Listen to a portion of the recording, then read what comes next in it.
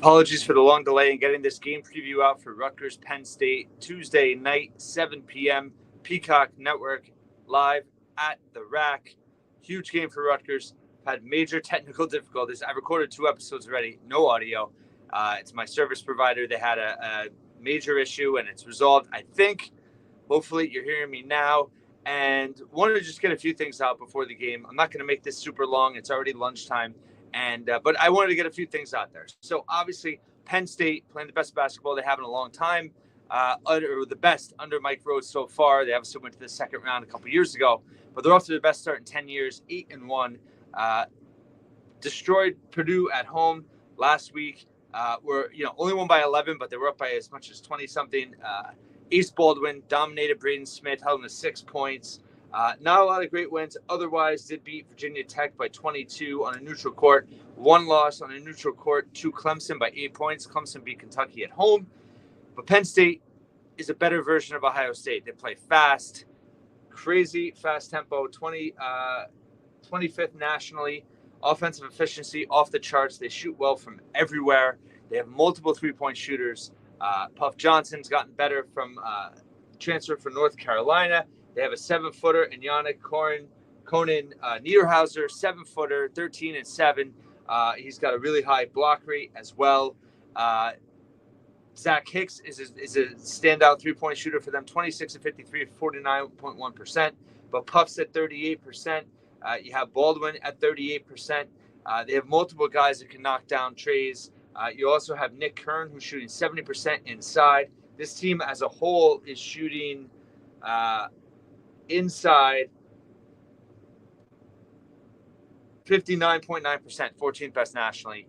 Rutgers has been a sieve inside, no rim defense, no ball stopping on the perimeter. Defensively, this game is a major concern. And Penn State's been pretty good defensively as well. They have the 4th most steals per game in the country, 11.1. They have the 5th best steal rate. They get to the line a lot offensively. They're pretty good rebounding team, not great, but good. So overall, this team, they're a veteran team. Now, this is their first road game of the season, so there's that. But for this Rutgers team, this is a big opportunity for them to get off the mat. Obviously, talked about this in my recap after Ohio State. I thought that they looked like a tournament team in those close last-minute losses to Alabama and to Texas A&M. They just have to execute better down the stretch. Where Ohio State, they were a disjointed mess on both ends of the floor. Very concerning performance, lifeless performance. And tonight is an opportunity. I mean, if you ever want to get in the good graces of Rutgers fans, it's rivalry week when you play Penn State, Seton Hall, and then Princeton next week. These are 3 games that Rutgers can get back at it and turn things around. And this is a quad 1 home opportunity. Penn State, Ken Palm's 33, Rutgers is 74th. But in terms of the net rankings, Penn State's top 30. Rutgers is, last time I checked, was 84th. So they don't have a signature win yet. They don't have a Q1 win yet. This is an opportunity. You have to defend your home court. If you're going to have a winning record in Big Ten play, you need to win the games at the Rack. And I think matchup-wise, it's interesting. I know Steve Pikiell has been, harping on defense, and as he should. But I think in terms of matchup, I don't know.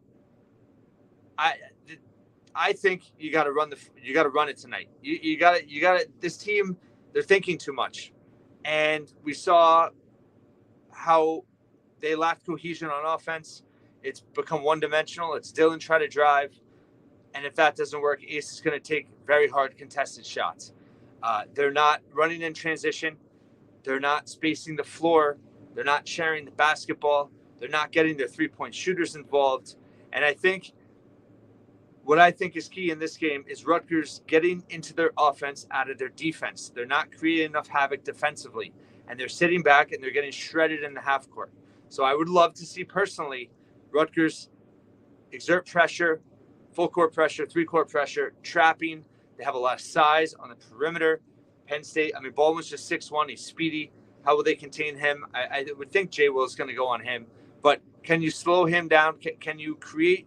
Penn State tries to speed opponents up, and they always say teams that love to press hate to be pressed against. And I just think that they need to switch it up a little bit, and this team needs to be playing a little bit more free-flowing, the way they did against Alabama. And I don't think this is a game you can win 68-65. I think it's a game you have to win 85-80. And in terms of this team, offensively, they have to be more balanced. And you have to prioritize your shooters. Rutgers shot pretty well from three in the last game, but in the last 4 games, they've gotten nothing from Zach Martini and PJ Hayes. Why did you bring Zach Martini and PJ Hayes to Rutgers? To knock down spot-up threes. They're two of the best spot-up three-point shooters in the country last season, albeit at a mid-major level. Haven't seen them do it against Power 4 opponents yet, high-major opponents yet. However, Rutgers has done a poor job, in my opinion, of getting them into position to have opportunities to knock down threes. They're not creators. They are spot-up three-point shooters. In transition on the wing, kickouts on drives, ball reversals, that's what they do best. That's why you brought them to Rutgers. Yes, they're getting blown off the ball defensively. But again, you're going to have to score points to win this game. You're not holding Penn State to 65 points. I know Clemson did. That's how they beat them. In that game, Penn State turned it over quite a bit. I know that they lost 75-67 in that game. And overall, I mean, you had a bunch of turnovers in that game. They committed 17 turnovers in that game. 17 turnovers in that game. They still shot 58% from 2, but they couldn't hit threes, 4 of 18. So limit them behind the arc, force turnovers. That's the path to victory. Rutgers has to get the free throw line. They're 76% for the year. Dylan Harper's been fantastic. He's at 81% now. Rutgers has to control the pace. It's going to be frenetic, but let your offense have some flow here. And that's up to Dylan Harper. He's got to show some maturity. He's going against a veteran guard, but he's got a real opportunity to have command of this game. And I think he can do it. He's got just in terms of his skill set, this team hasn't been in the rack in 3 weeks. They desperately need this rack crowd. And by the way, I love when Rutgers fans remind other Rutgers fans, you got to bring it at the rack tonight. You got to be loud. You got to give this team support. I mean, really, you think you have to remind fans that are at the rack that they need to cheer? They're going to bring it. What's going to determine how raucous of a crowd it is how well Rutgers plays. That's the deal. It's not the fans not showing up that night and giving a poor performance. It's the team. So that's always been the case over the years. Last year, Rutgers was not a good team at home because they were not a good team. Now, there is the magic part. If you're a good team and you're playing well, the rack can elevate you. And that's what we hope to see tonight.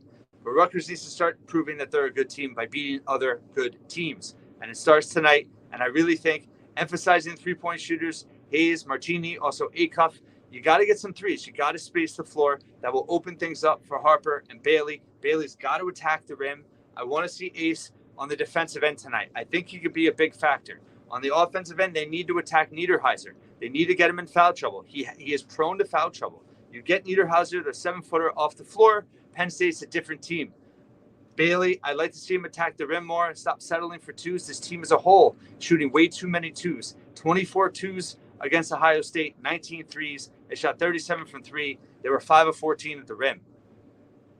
You need to execute at the rim. You need to get to the line of the rim. But at the same time, you have to be more balanced. You have to look for kickouts. Look what Ohio State did at Rutgers. That's what Penn State's going to try to do tonight. Drive and kick. Reverse.